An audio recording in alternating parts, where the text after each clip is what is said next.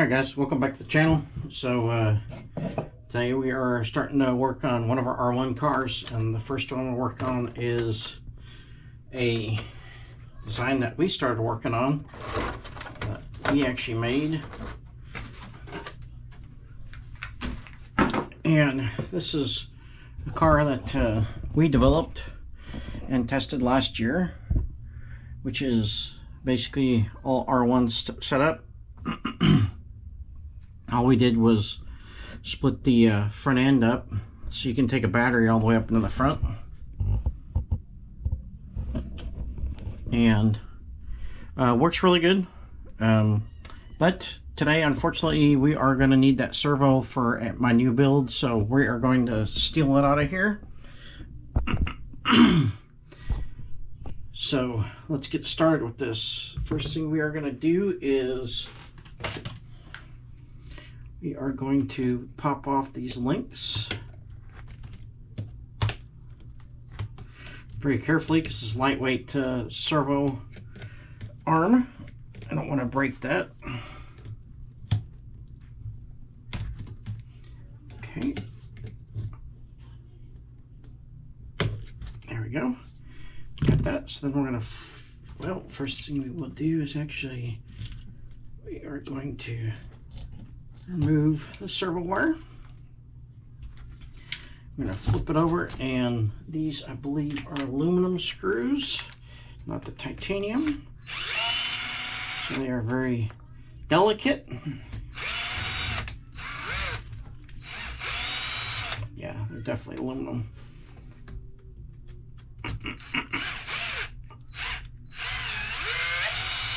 I already stripped out. So yeah, that's a bad thing about using aluminum, guys, is you have to be gentle with them. And in this case, when you're going into 3D printed Delrin or whatever, it's not a good thing to put them in with any sort of power tool. Always use hand tools, but to take them out, you can use a power tool. Anyways, that's front end on it. We're running Volta level 3 motor on it. This is Austin's design on the body mounts, and then this is Austin's front end pieces. So R1 makes all these parts now, not this chassis or this front end, but like the car and everything else, I just need these parts in aluminum. This 3D printed Delrin just won't withhold the amount of pressure it needs to survive. So the chassis is a good chassis. I mean, we made it. It doesn't flex a lot.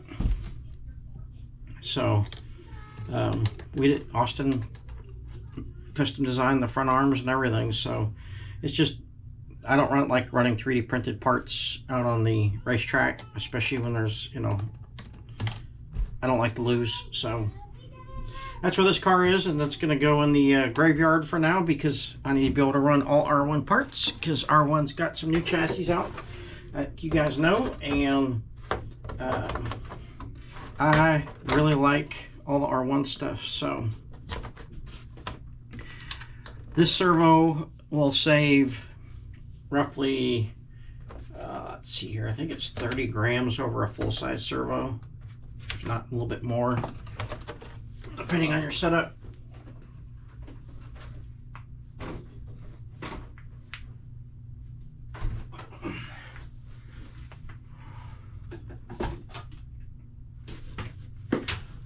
So we'll put that one away, get out the new one, and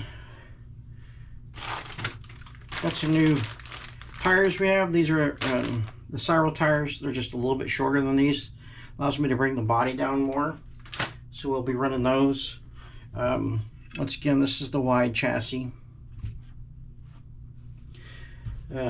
Still got everything in the back done. Got the, let's see here. We got the whole back of the car done. The suspension, everything is done on this car. The only thing we have to do is I want to replace this Protect servo here with our R1 micro servo, and We're going to do that now. Well, not quite yet. We have to take a couple parts off here. So, get our ball joints off here.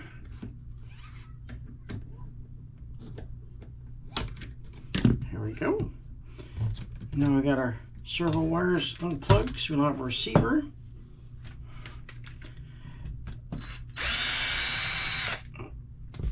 Take our aluminum screws out, which these are all in good shape, so we'll reuse these.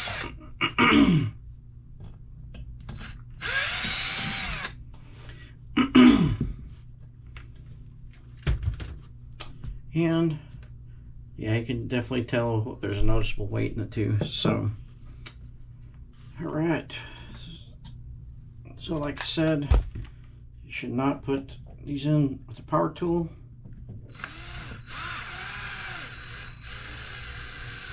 So be very, very careful if you do. Which in this case, all my hand tools are packed up for Mud Boss race tonight. So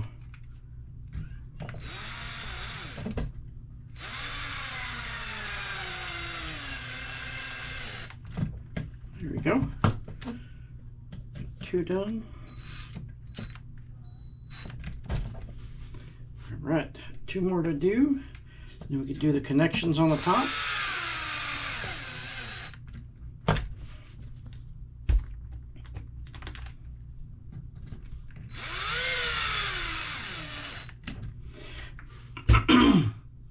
All right.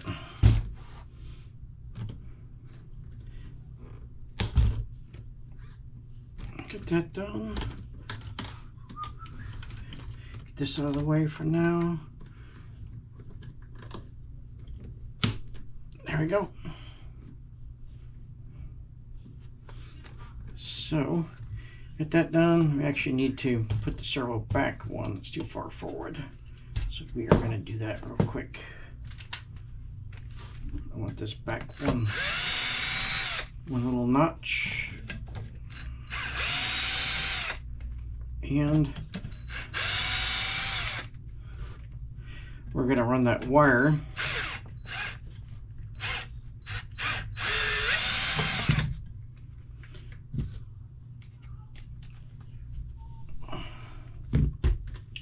take this wire and we're going to run it underneath here real quick.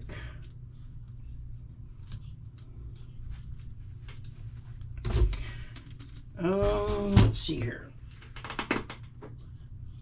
Our little Futaba receiver. Let me see if this will fit up in here. I like to run my receivers up in here, so yeah, actually it will. So I don't need to run that wire. It's actually going to end up staying up here in the front, so we don't need to put that up under there. So we are going to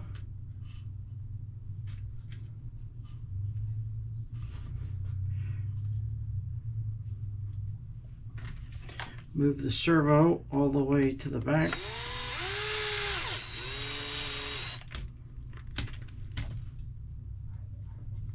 And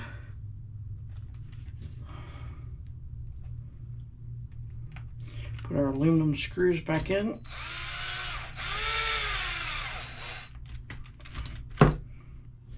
And I usually will run titanium on this stuff because it's they're pretty light. But in this case, I'm with this newer chassis, I'm trying to lighten it up as much as possible.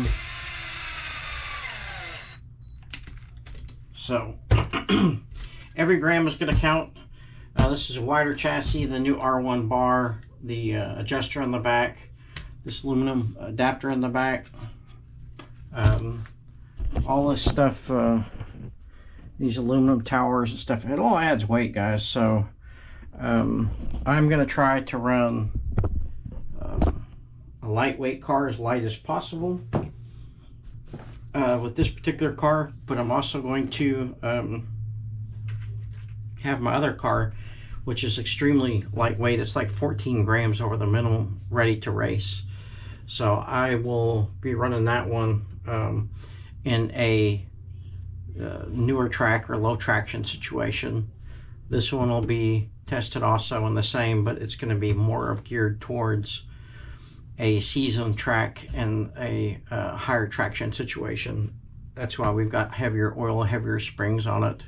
I found that the way I set up a car works amazing for a new track, but once a track comes around, it has to be adjusted. Like if you're running, I don't know, 20 guys at a track, that car works awesome and it can't be beat.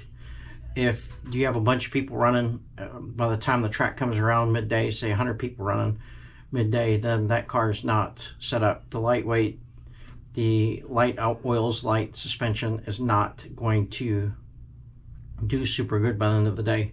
This car will do a lot better at the end of the day, in my opinion. So we're gonna get a 28 tooth pinion next and put that on the motor, and then we're gonna cut that motor shaft off.